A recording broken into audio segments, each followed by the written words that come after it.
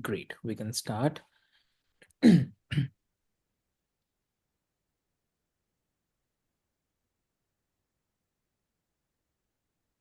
everyone, welcome back to Healthy Mind, Healthy Life.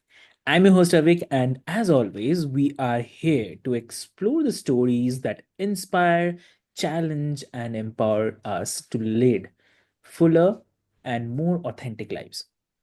Today, we are diving into a topic that deserves way more airtime: the intersection of mental health, disability, and the personal identity. And to help us unpack it all, I'm thrilled to welcome an incredible guest, Emily Goodson. So, welcome to the show, Emily. Thank you so much. I'm so happy to be here. Lovely, lovely. So, Emily, like before we start, I'll quickly love to introduce you to all of the listeners. Dear listeners, Emily is a powerhouse advocate for reshaping how we think about disability, intimacy, and workplace inclusion. Her journey is remarkable. And at just 8 years old, she experienced a brain injury that changed her life. But instead of letting those challenges define her, she transformed them into opportunities to educate and empower others. And from her creative work featured in the LA Times to her upcoming book, Dating Disability, Emily brings a fresh and fearless perspective to conversations that about self-discovery and the shame and how to dismantle both. That's amazing, right? So buckle up because this is going to be a heartfelt and eye-opening episode for all of you. So welcome to the show again.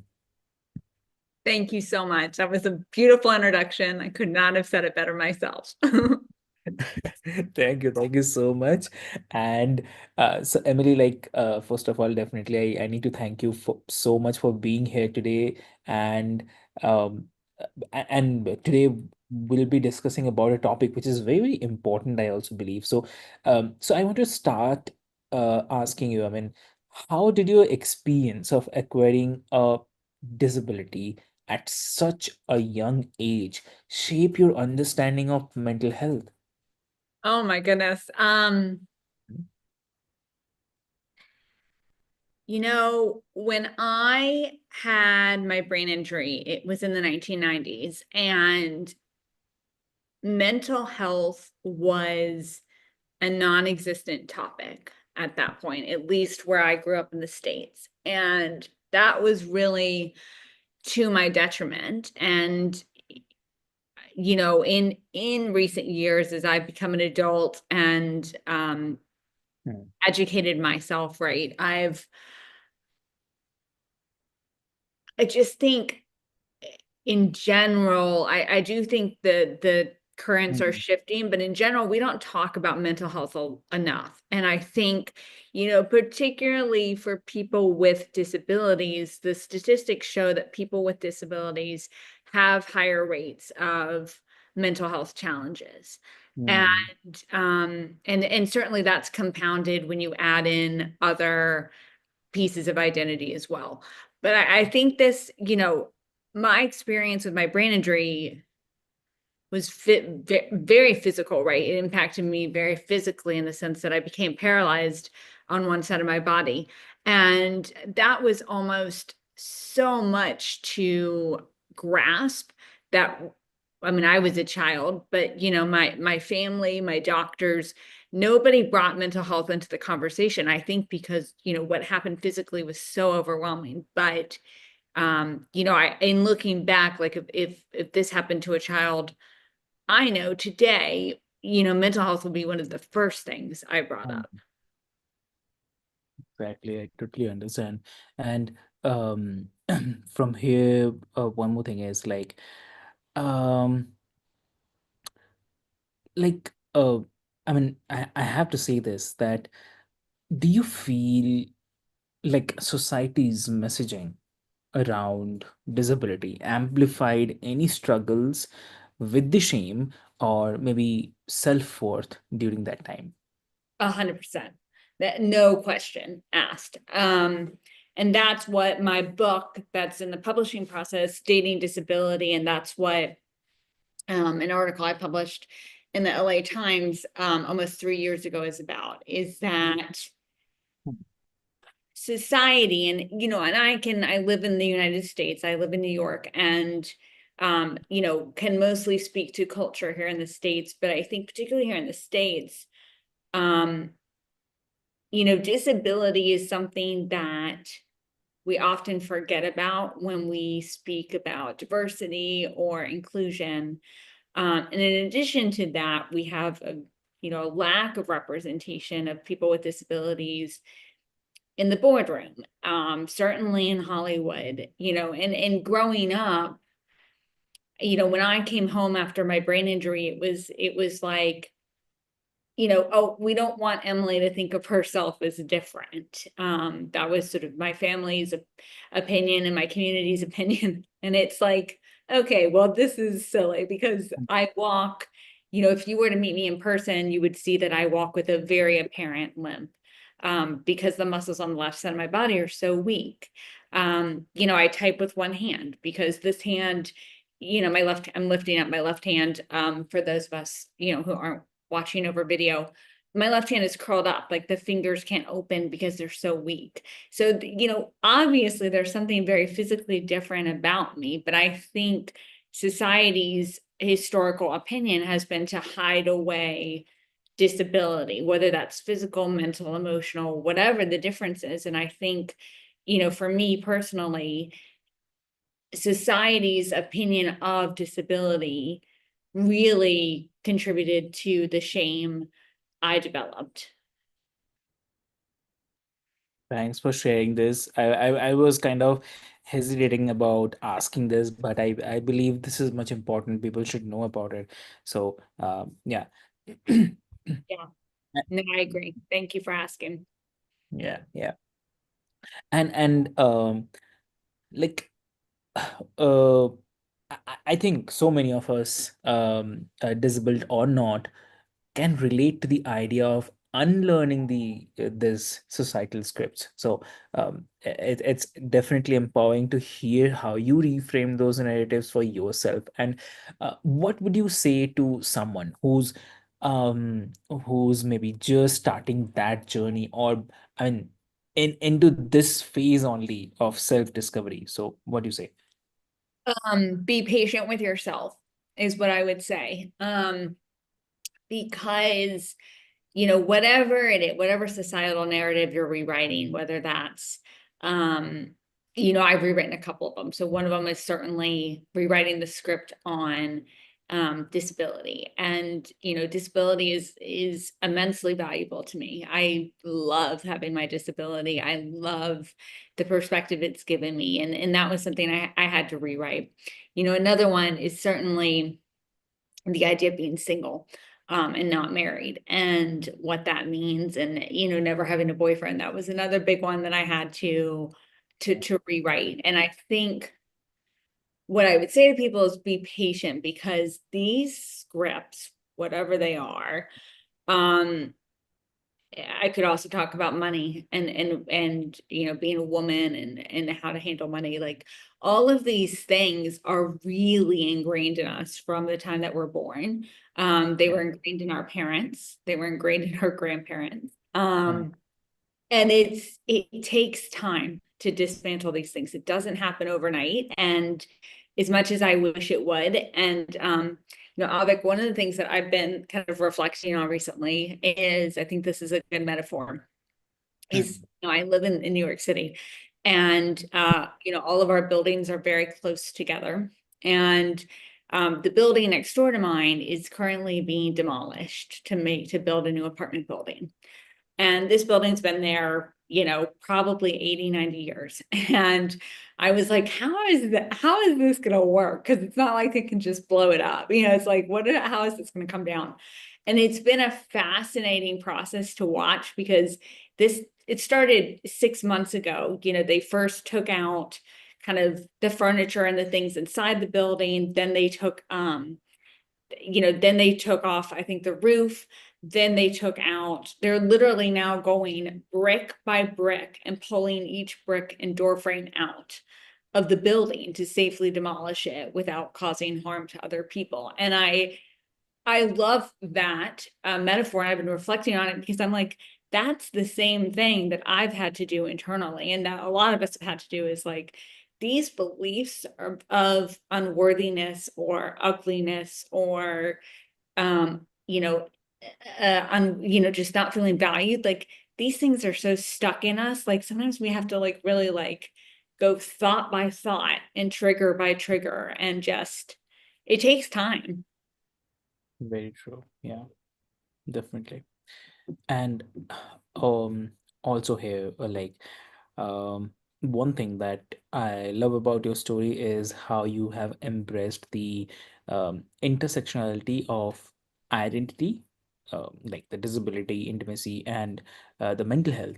So if you can share any moment when you realize that these aspects of yourselves couldn't be kind of compartmentalized. So yeah. Um,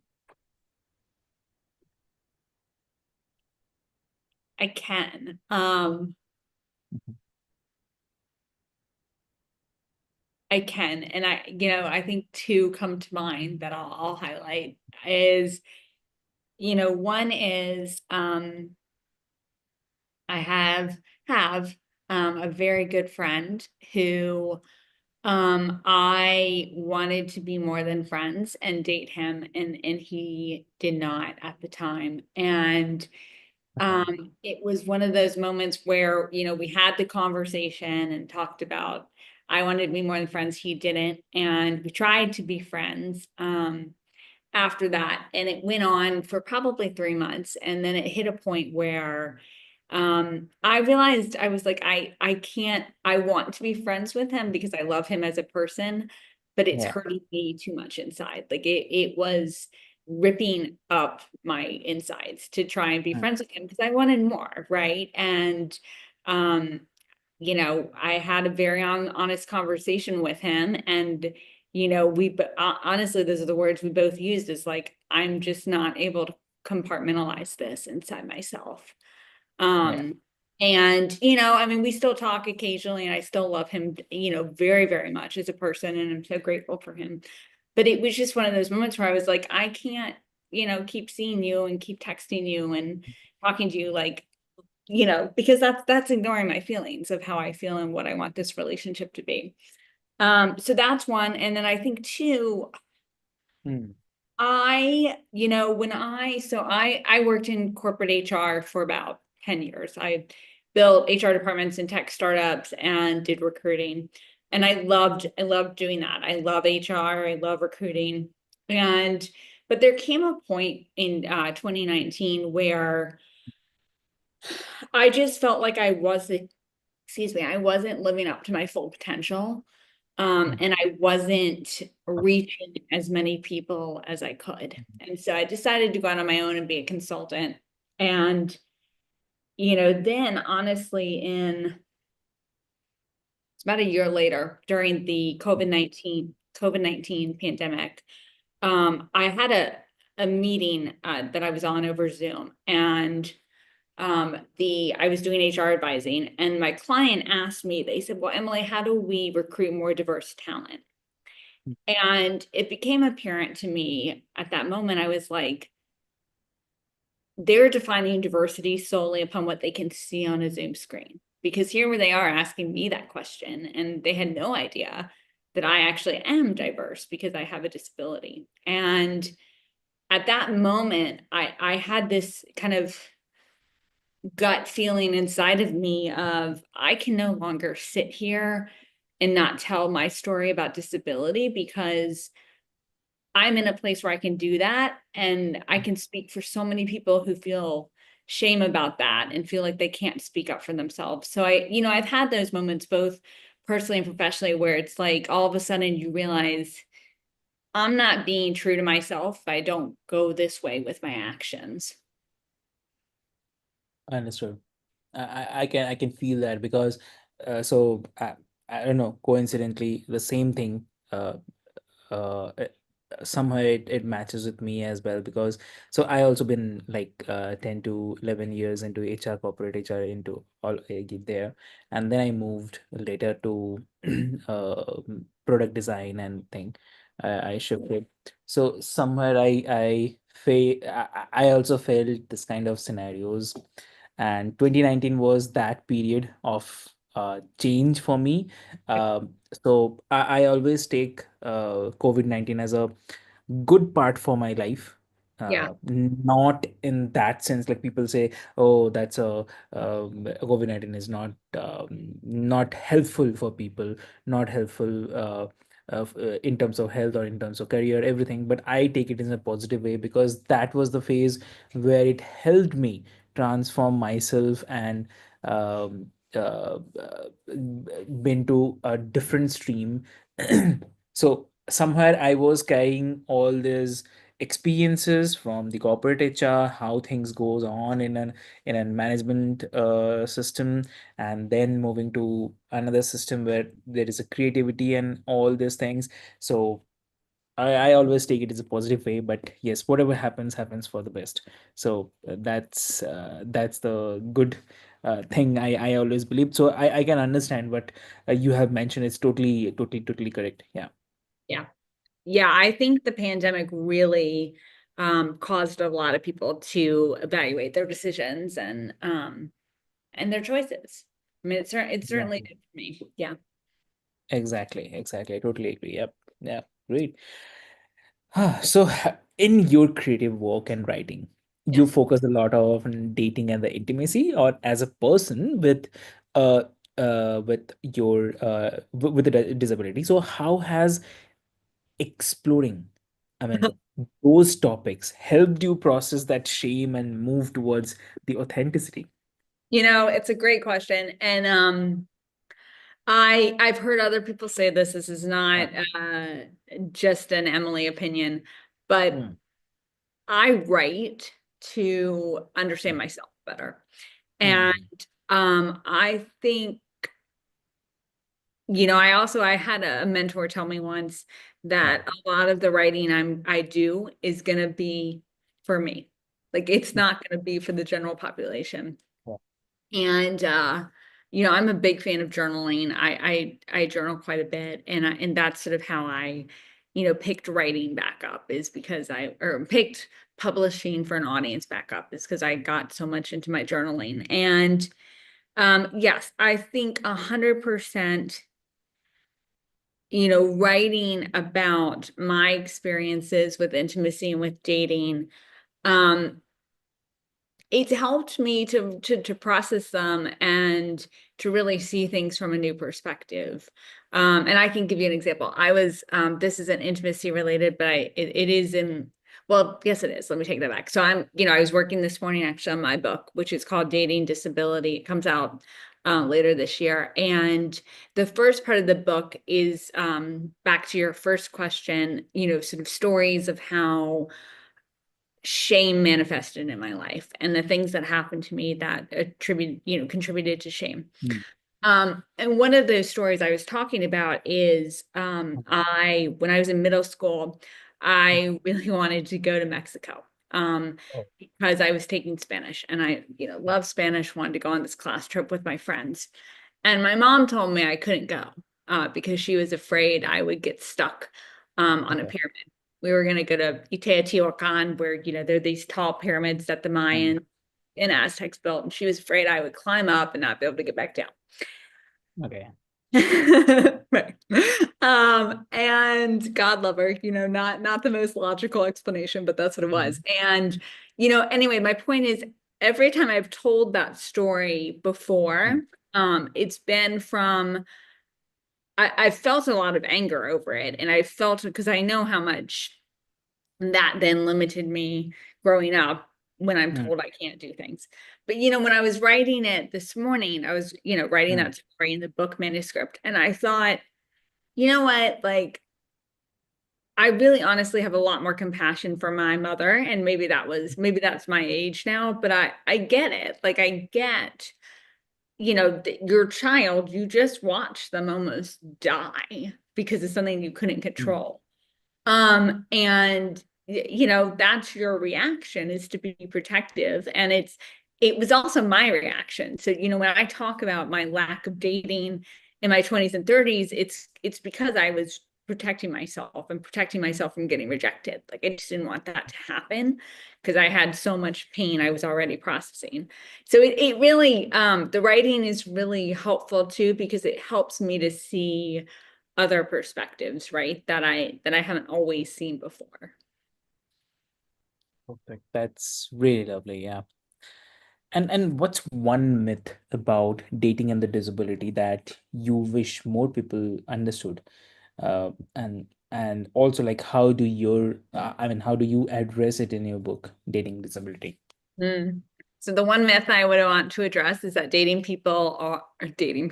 people with disabilities are sexual. They have sexual needs and wants and desires just like everybody else. And I think, that's something I predominantly hear over and over again in response to my work, is like people, if there's a wonderful documentary, if people haven't seen it, called Crip Camp, which is on Mhm. Netflix. And it interviews people from the 70s and 80s here in the States. And one of the women with cerebral palsy, she, who is still living, I believe, she, makes a comment that she went to a doctor and the physician couldn't believe she had an STD, a sexually transmitted disease. And so I think this myth just compounds over and over and over again that disabled people aren't sexual. Not true. And I think in the book, I try and address that by and I try and address it too in my personal life, of just being very clear with people of like when I am interested in them sexually or romantically. And I do think sometimes it takes, people, I'm not doing this on the first meeting, but like, I think sometimes um, it does take people back, because they don't necessarily expect that to come out of me. Mhm. Understood. Yeah, I totally understand. Yeah. And then also like uh, you have mentioned about undergoing a self-discovery in Jan 2020. I mean, sorry, in your journey in 2020. Yep. So, uh, what were some of the tools or practices that helped you overcome the shame related to disability and sexuality? Yeah. I would say three big ones. So number one, um, journaling, which we've talked about a little bit. I'm a big journaler. I have a set of questions I ask myself every day in a Google Doc, and I just bullet out the answers. It's, they're things like, what's the best thing that could happen today? What do I know? What am I learning? Um, what am I amplifying? What am I prioritizing? So I bullet out answers to those every day. Journaling's um, number one, helped me in my self-discovery. Number two is coaching. Like, I've worked with a professional coach, different ones, but I've worked with different professional coaches one-on-one for probably the last 12 years. If not weekly, at least once a month, and having that sounding board and that person to challenge me has been super helpful. And then number three, meditation.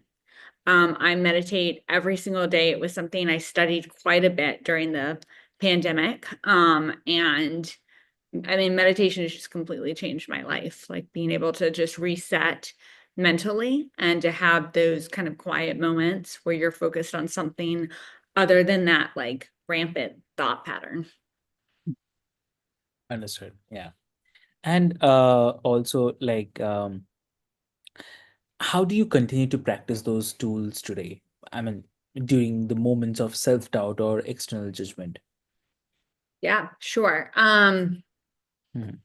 So I meditate and journal every day. I journal in the mornings. I meditate honestly, usually midday. When I have lunch, I take a moment and I meditate. Um, and then coaching, that's built into my calendar 100% of the time. I think the other thing I would add that I try and practice now is when I find myself spiraling or starting to go on a negative thought pattern, whatever that might be, my self-talk in my head is I literally say to myself, stop. Like I literally in my head say, stop. You know, if we're going down a pattern of, oh, this podcast interview is going to go really bad. And what if I say the wrong thing? And I just say to myself, stop. Like we're going to pick another thought. And so I think it's, having those practices, but also being aware, like you're never going to completely vanquish the negative thoughts or the shame or the feelings of unworthiness or whatever it might be. And so having those in the moment tools, like, whatever it is to just stop your thought pattern and get you on something more positive. Got it. Yeah. And I mean, as someone who has lived through the highs and lows of these experiences, what message would you live for our listeners who may be struggling with the shame, or whether it's tied to their identity, disability, or anything else? I would leave you with our differences are what make us beautiful and what make us valuable. Uh-huh. And yeah, mic drop. Our differences are what make us beautiful and valuable. Oh, wow, lovely. And one more thing, like, Okay. um, if they are feeling overwhelmed by that shame, then what's the very first step they should take to start letting it go? Talk to somebody. Um, Whoever it is, I think one of the things I talk about in my book that psychiatrists have talked about quite a bit is shame likes to hide and it likes to be covered up. It likes secrecy. And so the best way to combat it is to have a witness. And that could be your journal, that could be a friend, that could be a coach. For me, it was a coach is really where I started. Just start with one person trying to verbalize to them what you feel ashamed of. And from there, it's going to get a lot easier for you to talk about it and for you to overcome that. But I think that, don't not tell your story. If something you feel ashamed of has happened, don't hide it and don't cover it up. You don't have to go explaining it to the world in the LA Times like I did, but find somebody you trust and start to chip away at that shame. Lovely, lovely. So, Emily, thank you so much for sharing your wisdom, your vulnerability, and your strength with us today. And your story is definitely a testament to the power of resilience and authenticity. And I know that it's going to resonate with so many of our listeners today. And for everyone who is listening right now, or maybe you will be listening, I hope that you feel as inspired as I do right now. And if you love this conversation, be sure to check out Emily's upcoming book, Dating Disability, and explore her incredible advocacy work. And also, do not forget to hit subscribe, share this episode with someone who needs to hear it, and join the conversation online. And let's keep breaking those barriers, challenging stigmas, and building healthier and more inclusive lives all together. So until next time, take care of your mind, take care of your life, and as always, stay curious. So this is your host Avik signing off. Thank you so much. But